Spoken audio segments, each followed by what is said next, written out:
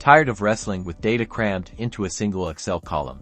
In this video, I'm going to show you how to split one column into multiple, making your data organized and easy to work with. And this will only take 90 seconds. First, open your Excel sheet with the column you want to split. In this example, we have a column containing full names and addresses separated by commas. Click the column header to select the entire column that you want to split. In this case, click on the at the top of the column.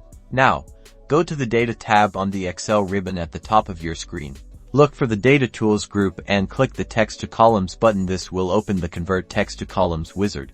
In the wizard, make sure the Delimited option is selected. This is the option you'll use when your data is separated by characters like commas, spaces, or tabs. Then, click Next. Here, you need to specify your delimiter. In our example, it's a comma. Check the comma box. You'll see a preview of how your data will be split in the Data Preview section. Below, you can also choose multiple delimiters if needed. Click Next on this screen. You can set the data format for each column, but for most cases, the general format works fine. Click Finish. Excel will then split your column into multiple columns based on the delimiter you specified. And there you have it.